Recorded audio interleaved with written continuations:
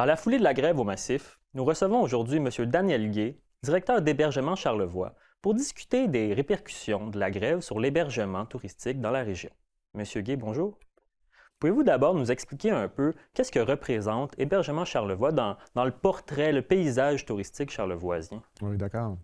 Alors, Hébergement, c'est une entreprise, dans le fond, qui existe depuis plus de 25 ans, qui fait la location de résidences touristiques de partout dans Charlevoix, mais principalement à Petite-Rivière-Saint-François et Baie-Saint-Paul, les Éboulements, la Malbaie. Mais principalement, le plus grand nombre d'unités de location que nous louons, ce sont à des maisons et des chalets à Petite-Rivière-Saint-François. De combien on parle à peu près? Dans Charlevoix, au complet, voyez-vous, dans toute la grande région, c'est à peu près 850, 860 unités de location, pas unités, pardon, 860 résidences touristiques dans tout Charlevoix. Nous, à Hébergement Charlevoix, on est l'agence qui compte à peu près, je vous dirais, à peu près 300 unités de location. 300 résidences touristiques, encore une fois, pardon. Comme il y a une différence entre résidence touristique et unité de location. Alors, c'est vraiment des unités de location. C'est quand il y a 2 unités de location dans une résidence touristique. Mais on disait à peu près 300 résidences touristiques.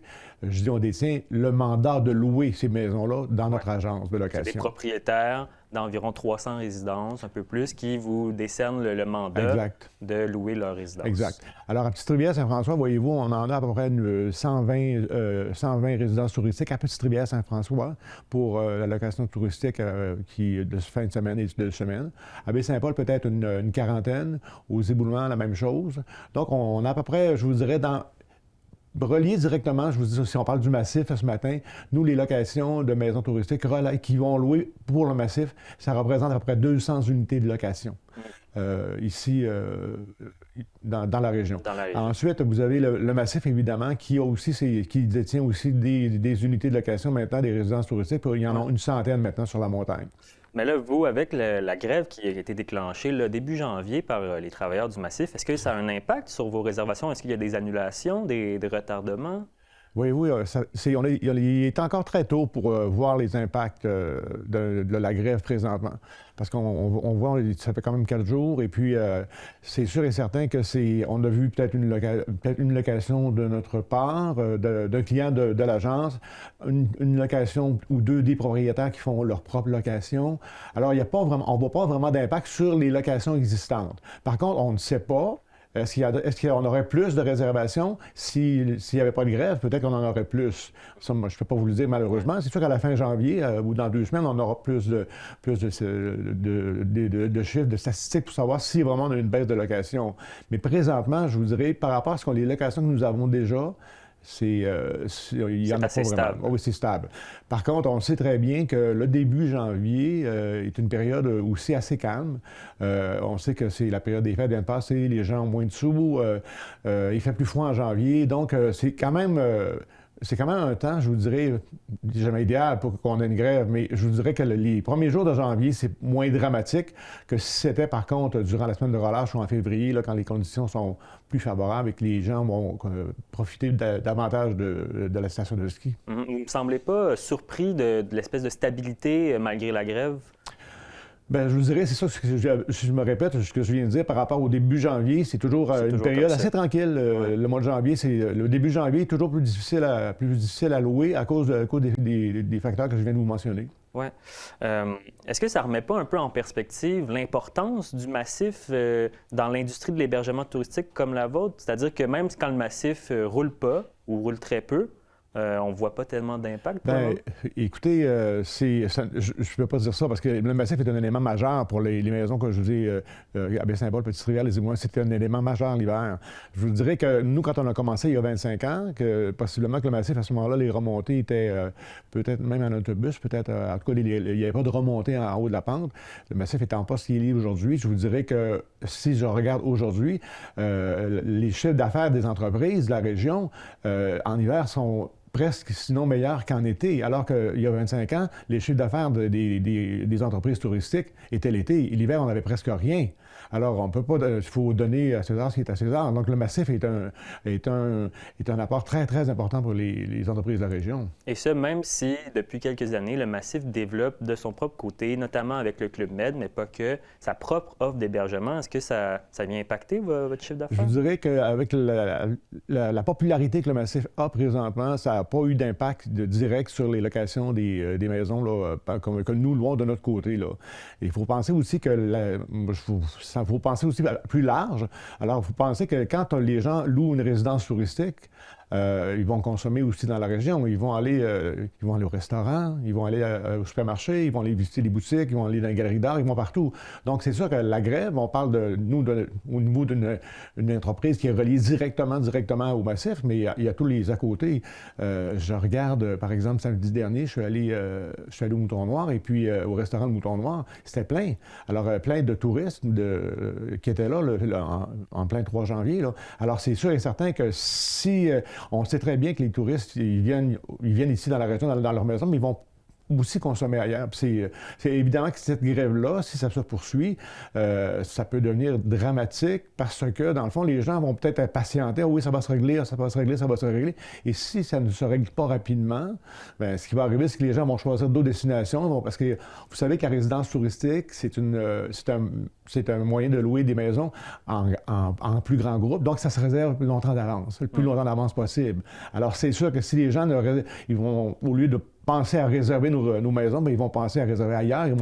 Puis alors, on va manquer notre hiver à ce moment-là. Oui, donc on espère une résolution du conflit assez rapidement, mais de ce qu'on en comprend, c'est que, ultimement, pour votre entreprise, pour l'industrie de l'hébergement touristique, mais on va dire plus des résidences touristiques, la grève tombe à un moment qui n'est pas trop pire parce que début janvier, de toute façon, c'est jamais une haute saison. C'est ça. Je vous dirais, c'est pour le moment, je vous dirais, parce qu'on est vraiment dans les premiers jours de la grève, mais je vous dirais, si on se reparle, je vous dirais la semaine prochaine, ce sera peut-être différent. On commence à avoir déjà des impacts, mais pour le moment, je vous dirais, c'est moins dramatique. Mais on souhaite évidemment que ça se règle le plus vite possible parce que maintenant, le massif a déjà ouvert à ses clients, à ceux qui sont en hébergement chez eux, à ceux qui ont des billets réguliers, tout ça. Et au Club Med, évidemment, c'est sûr que c'est avantageux pour eux, mais je peux comprendre très bien qu'ils vont défendre d'abord leur installation auparavant. Mais c'est sûr que nous, là-dedans, on n'a aucun privilège. Là, nos résidences touristiques n'ont pas le droit d'aller skier plus que personne d'autre, là, à part s'ils ont annoncé récemment. Bien, M. Guay, je le répète, directeur de la compagnie d'hébergement touristique Hébergement Charlevoix, merci beaucoup. Puis on souhaite une résolution de conflit assez rapide. Là. Tout à fait. Merci.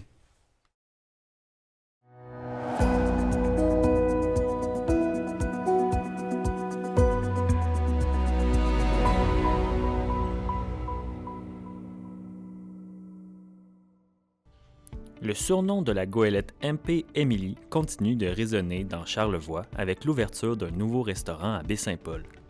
Installé dans les anciens locaux du restaurant La Muse sur la rue Saint-Jean-Baptiste, le restaurant L'Accalmie se veut un nouveau lieu de découverte bistronomique mettant en valeur les produits de la région. Restaurant L'Accalmie, ça va être un restaurant, c'est un restaurant de type bistronomique. Donc, on se situe dans un milieu de gamme. On n'est pas dans l'entrée ni dans du haut de gamme. Quelque chose qui est abordable pour les gens de la région. Notre menu est centré vraiment sur le plus possible les produits de la région de Charlevoix, mais aussi des régions du Québec. On veut vraiment mettre de l'avant le plus possible les produits de notre province. Puis on vise on travaille un menu qui est terre et mer, donc qu'on met de l'avant les viandes, les poissons, les fruits de mer, avec les producteurs d'ici le plus possible. La saison basse, qui est habituellement le début du mois de janvier pour la restauration charlevoisienne, n'a pas freiné la famille Desgagnés de l'île aux Coudres et leurs amis de lancer officiellement leur restaurant un 8 janvier. Une décision qui leur donnera le temps de s'adapter avant la haute saison, croit Morane Tremblay. Pourquoi ouvrir en janvier? Un peu parce que c'est les délais qu'on s'est imposés. C'est un projet qu'on s'est parlé il y a quelques mois maintenant, en fait, puis on cherchait un moment à l'ouvrir, puis on était tous prêts à le faire en janvier. On s'est dit que ça nous permettait de bien s'installer avant la saison, qui on sait tous très intense à l'été. Là. Donc, ça nous donne quelques mois pour s'adapter, se roder, être un petit peu plus prêt, un peu plus à l'aise aussi dans nos locaux. Fait que ça nous donne des mois d'adaptation. Pour l'instant, Il reste encore des postes à pourvoir au sein de l'équipe de l'Accalmie. Des emplois qui devraient être comblés d'ici l'été, croit Éric Desgagnés. On n'est pas à pleine capacité. Là, on est en mode l'équipe en place, c'est l'équipe de base. Et ensuite, il va y avoir du recrutement qui va se faire. Puis nous, l'avantage ou le désavantage, sur l'île de Stancy, c'est plus tranquille.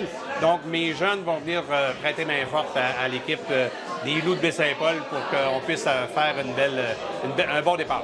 Quelques mois après l'arrivée d'un chef étoilé à Baie-Saint-Paul et de l'annonce d'un nouveau haut lieu de la bière, l'ouverture de ce nouveau restaurant sur Saint-Jean-Baptiste démontre la vitalité de la scène restaurative à Baie-Saint-Paul.